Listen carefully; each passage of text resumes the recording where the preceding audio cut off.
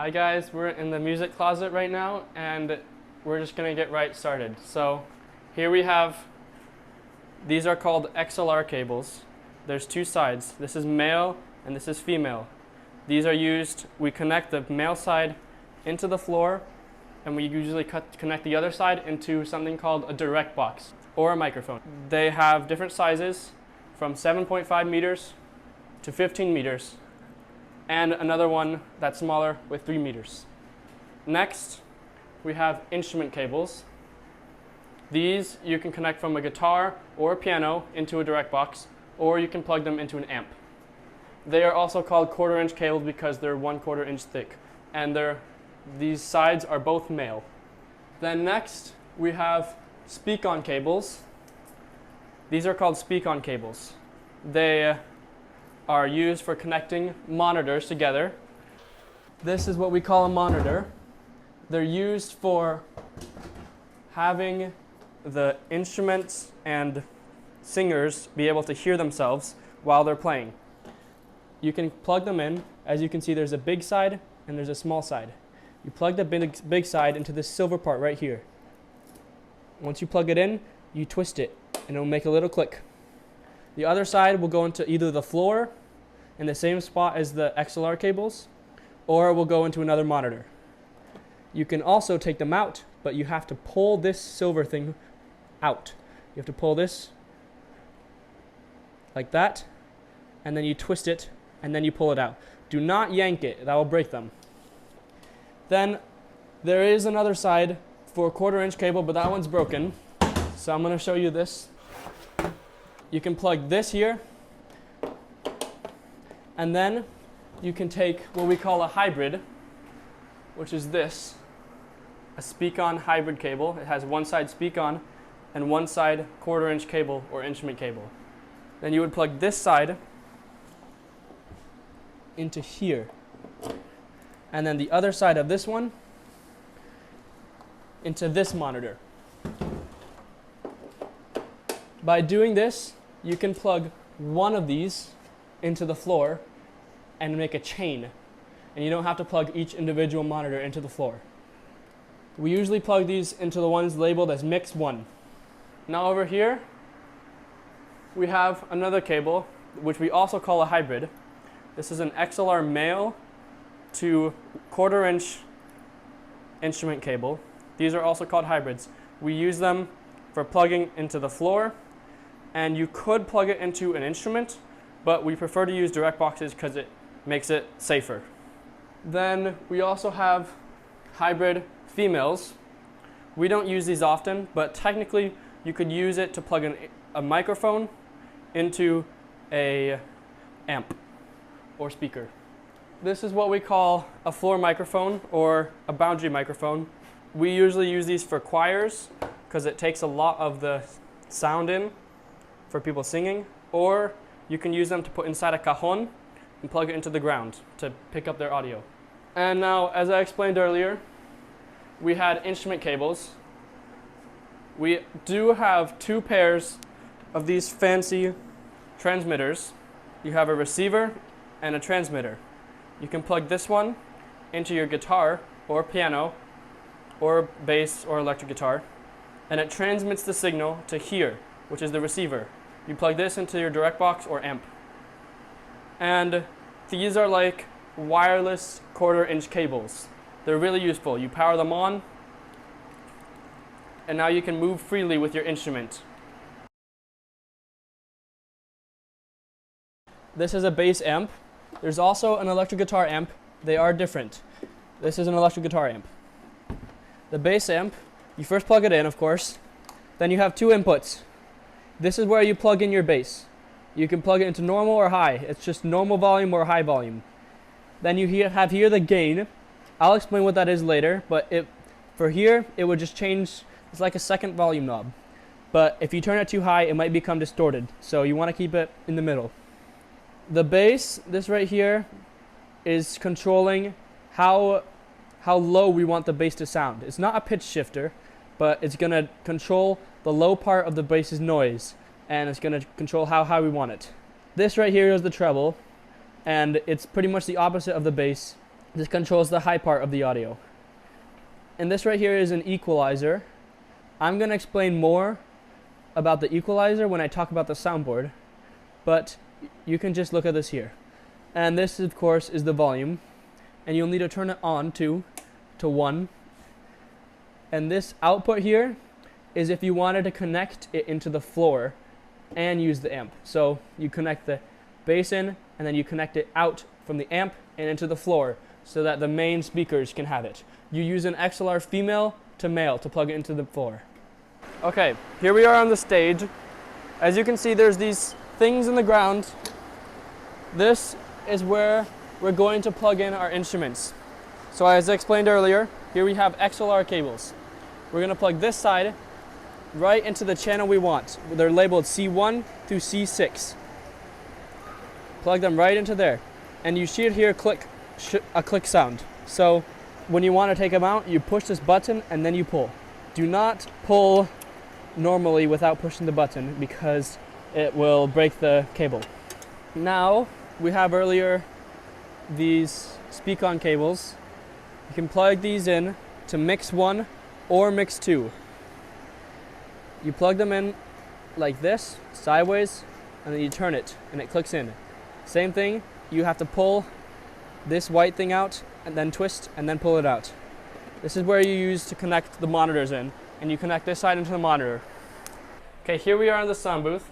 This is our soundboard. We're going to first take off the dust cover, and there's a switch back here. You're going to flip that switch on.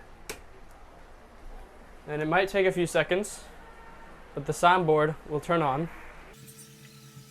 Then we're going to open up our X32 app on this computer. And we're going to start off by loading a scene.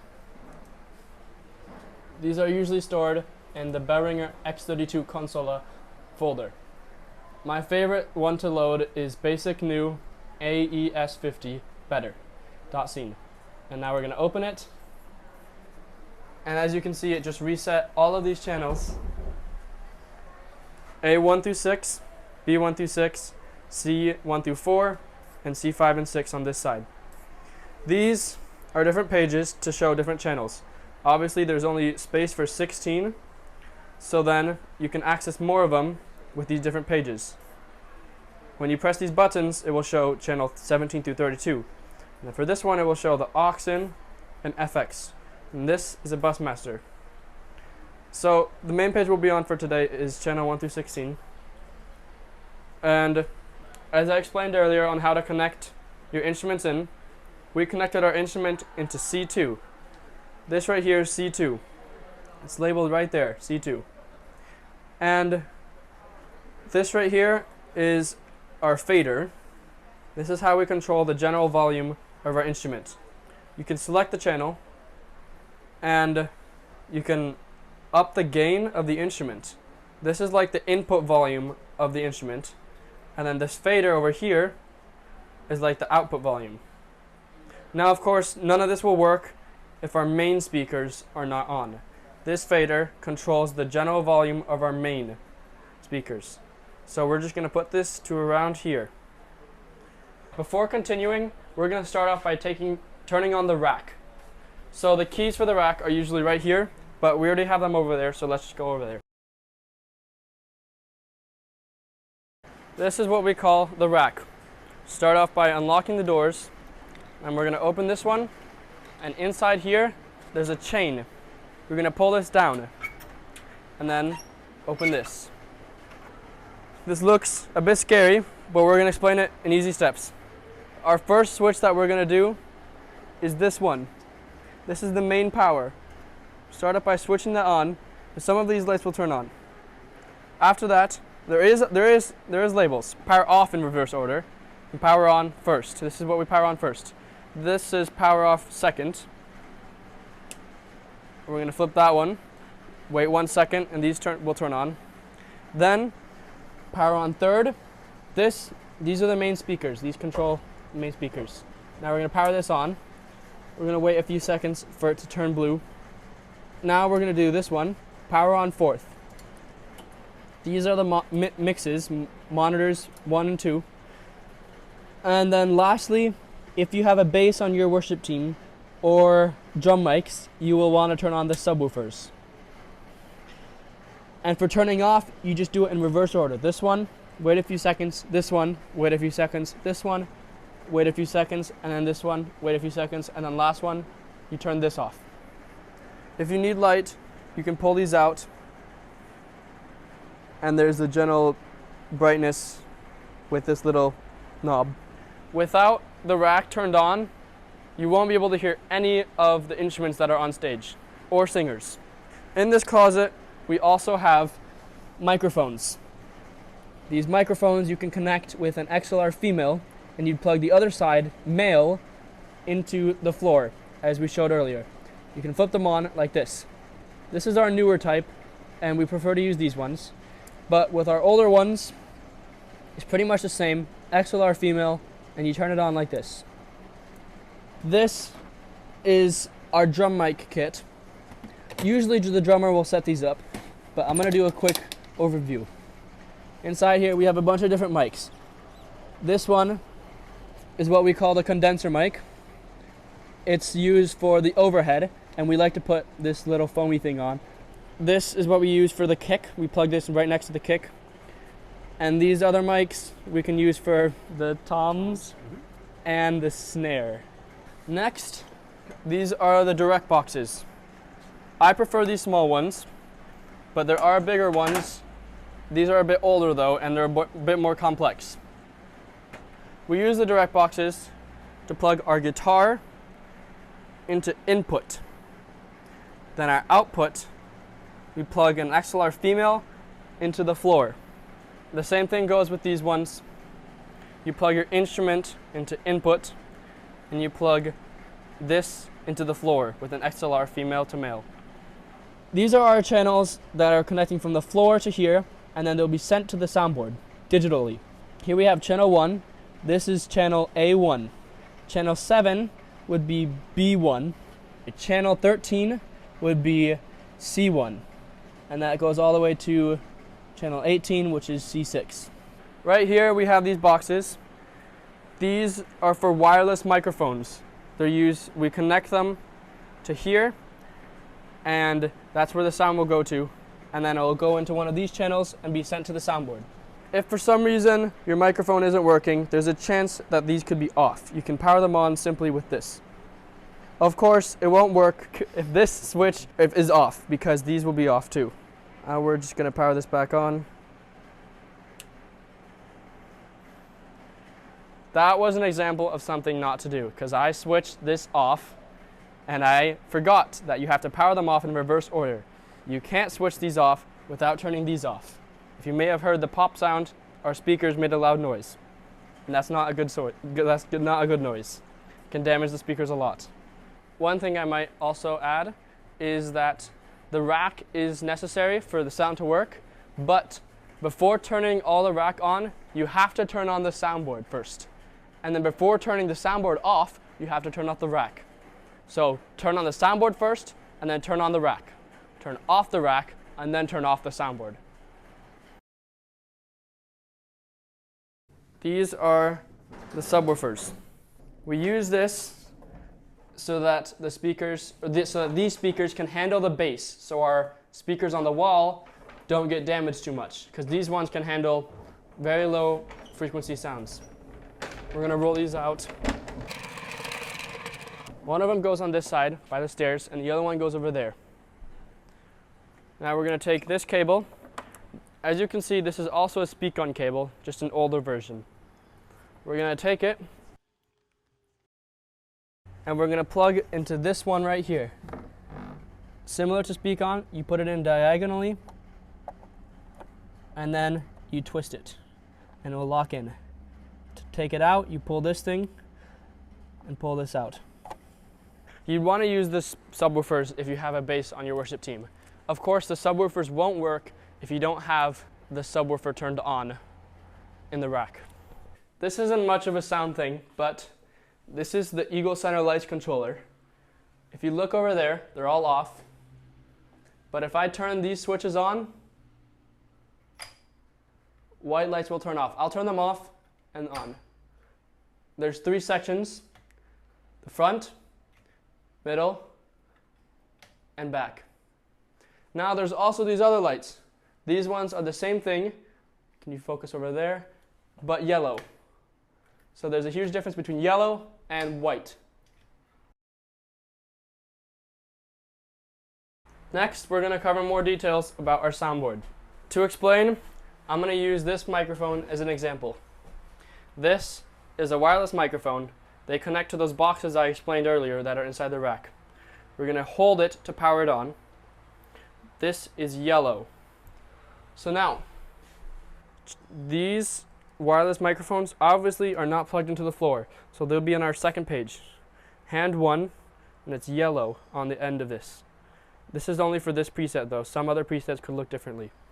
We're going to unmute our microphone, and as you can see, when I tap it, a yellow or a green thing pops up. That's our sound. I'm going to talk into it, and it makes sound out there. If I turn this down, the sound will go down, and you won't be able to hear from out there. Now, I'm going to use this audio, and I'm going to EQ my own voice so that you guys can hear. To start, I'm going to explain what gain is. Gain, we first have to select our channel, is the input volume. So if you look at me, when I adjust the gain, if I put it higher, it will also increase the volume, but it will allow me to talk from far away. If I put it really low, it might look like it's decreasing the volume, but it's actually decreasing the input level, or the distance that I have to be to speak from it. Next, we have, of course, this thing. I already explained this, but to show you, if I turn this down, my volume will go down.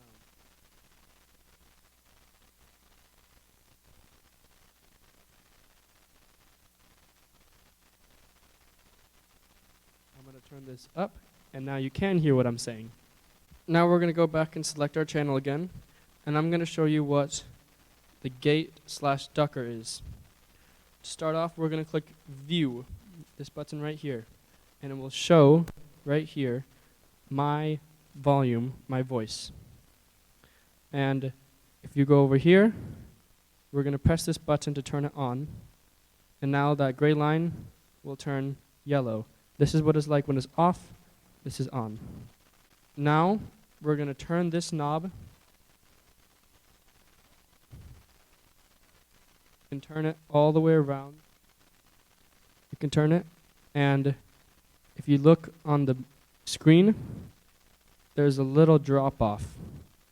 When I'm not talking, that yellow square that represents my volume goes off the drop off.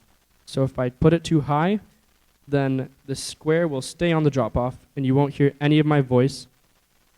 So if I'm talking quietly, you won't be able to hear me. So I'll give you an example. But if I talk loudly, then you will be able to hear me. This would be helpful if there's background noise from the fans or from people in the audience, and your singer is not actively singing. For a singer, you'd want to keep it pretty low, like 78, so that if the singer's talking really quietly, you can still hear them. For instruments, you can keep it pretty loud because the instruments generally keep a loud volume. Next, we're going to talk about our compressor. You click here to view. I'm going to turn on the compressor. For compressor, when I turn this knob, it will lower this line here. That will control, it will limit my volume actually. And you can change the ratio of how much we want it to compress, like this. So if I turn this down, it will limit my volume. If I turn this ratio up, it will limit it, but not as much. This will be useful if you have a guitar player who's switching between playing really aggressively and really softly. So you want to make sure that they keep a general volume. This is also especially useful if you have a singer or a speaker who is switching between talking loudly and quietly.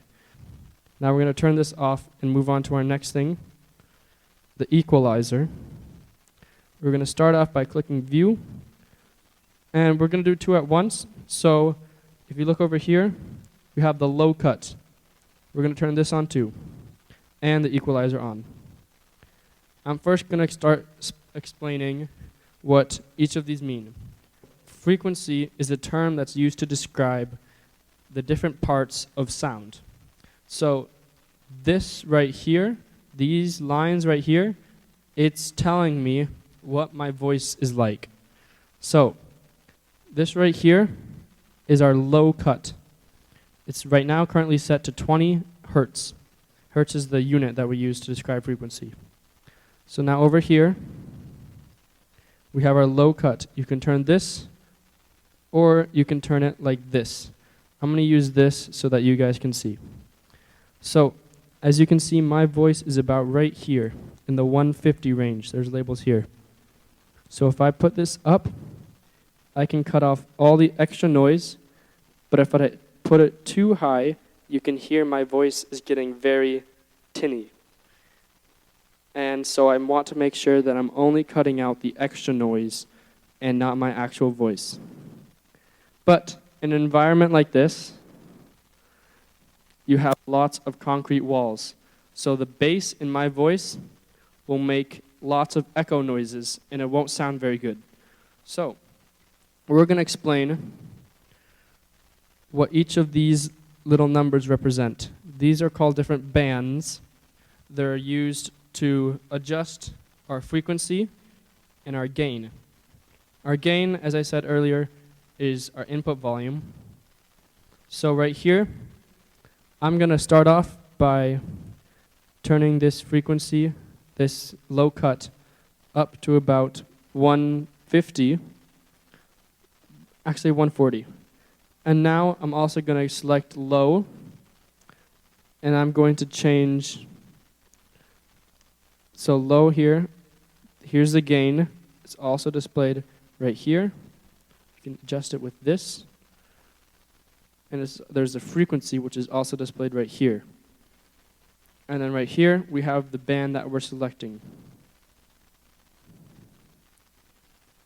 I'm going to get rid of the low cut for now to show you guys. This right here, if I adjust our gain, you can see it's lowering that specific frequency. So if I put that really high, you're going to hear my voice is getting a lot more bassy. So now, as an example, I'm going to show you, you can move this throughout here. So I'm going to put it here. Even though it's titled low, you can have it at a high frequency. But for neatness, it's not recommended. So now I'm putting this here, and you can hear in my voice that this frequency is being increased. So, as an example, I'm going to make a constant noise. I'm going to make a constant noise, and you guys are going to hear how it can affect my voice.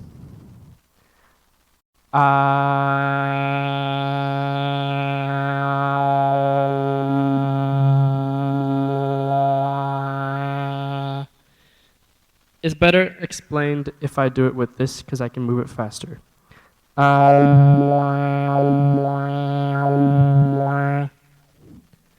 This is just controlling the level of my voice.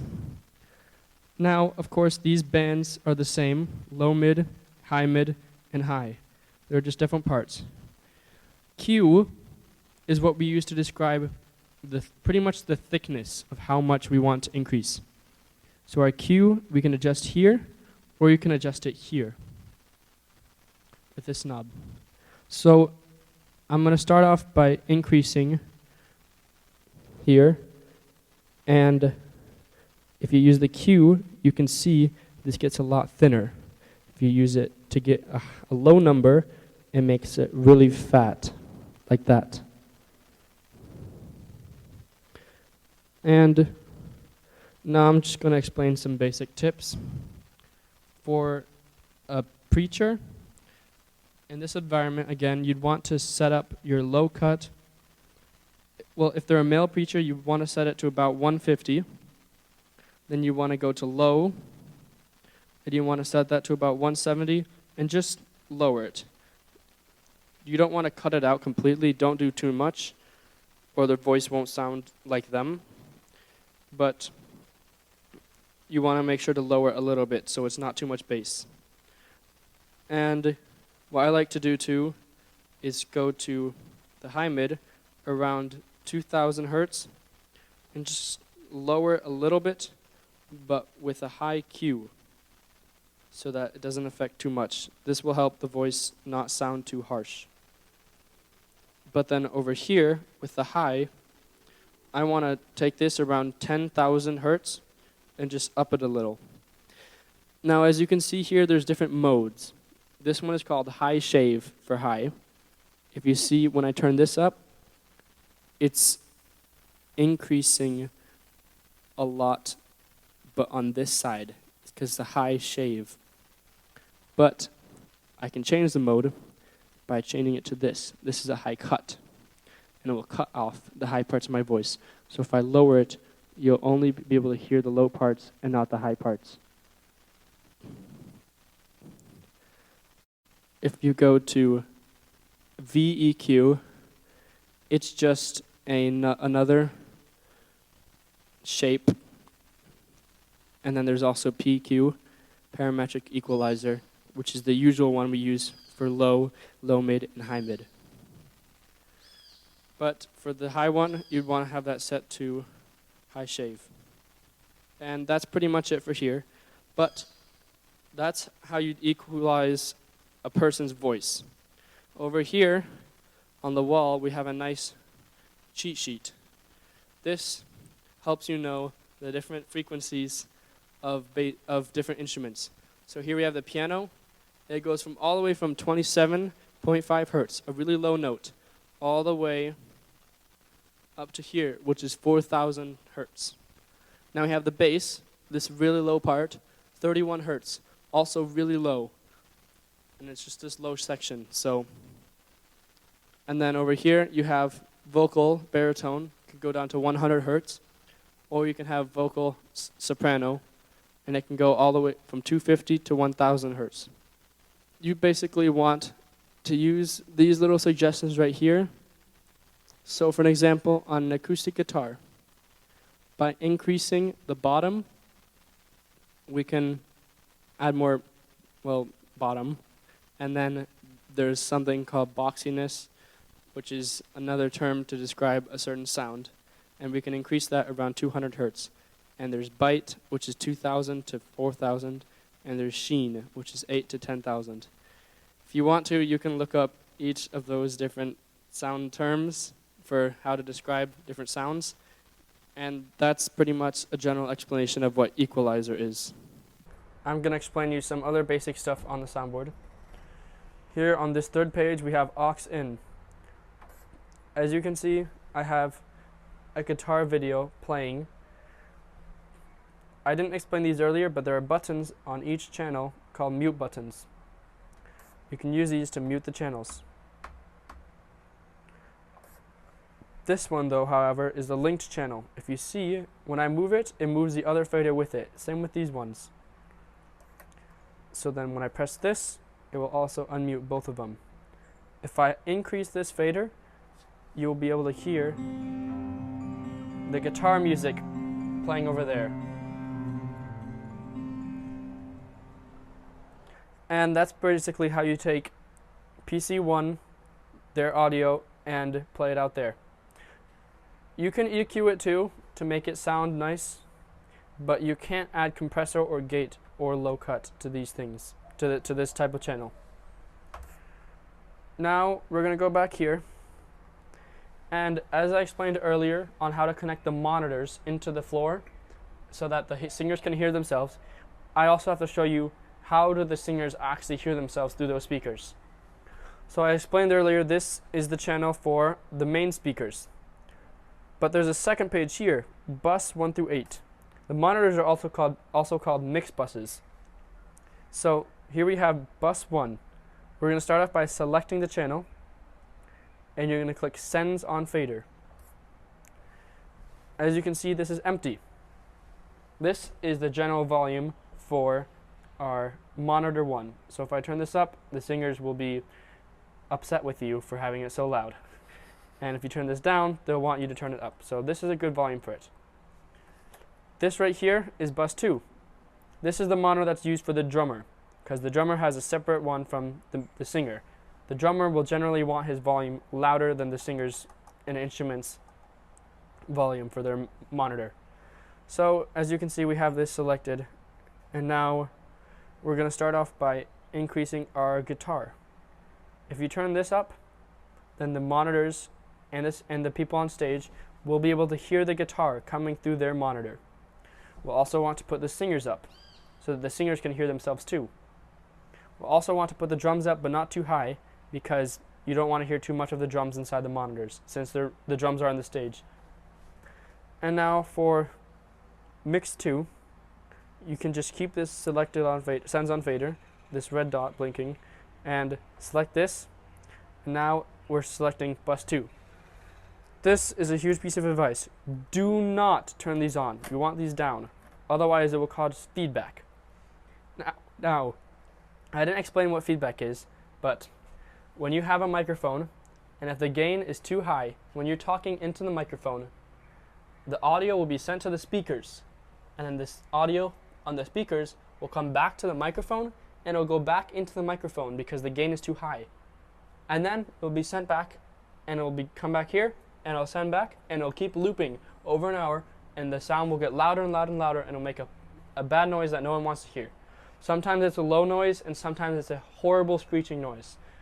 That can also happen if you turn up the drums inside the drummer's monitor, because the drum monitor will be outputting the drum noise back right back into the drum mics.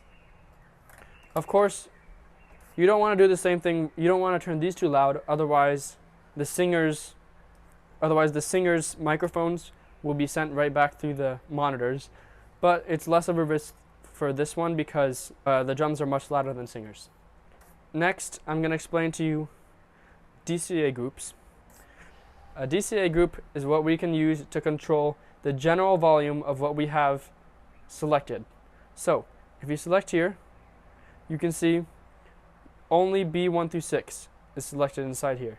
But we're going to hold select, and you can see what is selected for vocals. So let's say there's singers in B1, B2, and B3, but in B4, B5, and B6 we have other instruments. We don't want our instruments to be in our vocals DCA group. We can use our DCA group if we want to turn the instruments down. Right now we have these selected for instruments. We don't have to go and do each individual one at the same level. We can just turn down the general volume of all the instruments. It won't physically move them, but it's like a main level for the instruments alone. Same thing goes with the singers. If we want to turn down the singers, we don't want to do this. We're going to want to turn it down like this. Same thing goes with the drummers. We can select here, and you can see these are the drum mics selected in drums. I like to keep this down here so that there's not too much drums, but keep this at a normal volume. Now, one rule that I like to use for mixing is you should be in the audience and you should be able to hear every instrument without struggling. So if you are listening for the piano and you can't hear it and you're like trying to hear it, you can hear it a little, then it's not loud enough. If you can hear the electric guitar but you have to struggle to hear it, then you should up the electric guitar. Sometimes you can have the guitar louder than the other instruments or the piano louder than the other instruments, but you should be able to listen and you should be able to hear the other instruments without struggling. Otherwise, there's really no purpose for them to be up there contributing to the team.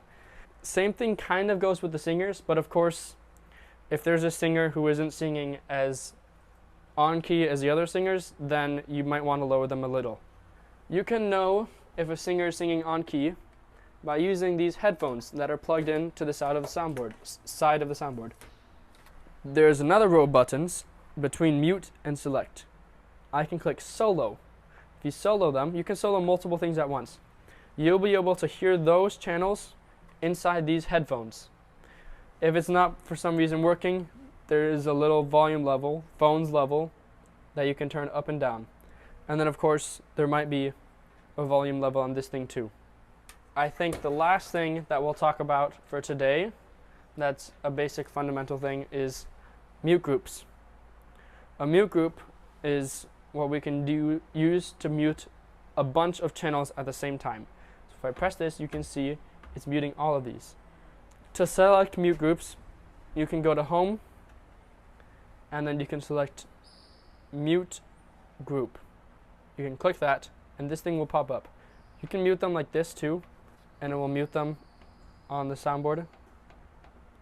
But what we want to use for this button is if you select this right now while that's open, you can hold it and it will show you which things are selected. So if I want to alternate, when I mute the groups, when I activate mute group 1, it's alternating. The mute group can be really helpful if the entire band is coming off the stage because it's time for the speaker to preach. But you don't want to go through each one and click each button, so you can press mute group, and it will activate all of these. If you want to use these buttons, you need to make sure to turn off this thing so that you can use this. Okay, next I'm going to do some shortcuts to explain. As I explained earlier, to add a singer to monitor 1, you need to press this, select the channel, monitor 1, and sends on fader. And then you can up it and down it. However, you can also use a shortcut. So if the singer on the stage says, I want my voice louder in mix 1, you can select their voice specifically, and you can actually make sure that 1 through 4 is selected here. You can turn up this volume here. So now, if I turn this here, you can see they're at max. If I select their channel and I turn them to 0, you can see it also changed it for this, because it's at 0 now. That's because this is just a shortcut for how much volume we want. Of course, this one will change it for mix 2, and this one mix 3 and mix 4. We don't usually use mix 3 and 4, but mix 3 is used because it's plugged into Audacity, into our computer. So if you want to record the sermon or record anything, you can put the audio into mix 3 and then hit record on Audacity, and it will take that audio and be able to record. This computer, first of all, I'm going to do a quick explanation now actually. It can make everything a lot easier. These pages here and these things here can all be accessed with this top bar here. So here's the equalizer. We can up these like this, and we can just drag it around actually. It's quite useful. Here we have the low cut, but you have to turn on the low cut like this. Same thing with the gate, the compressor. This is the compressor. Our gate. You can also see here, there are these little dots.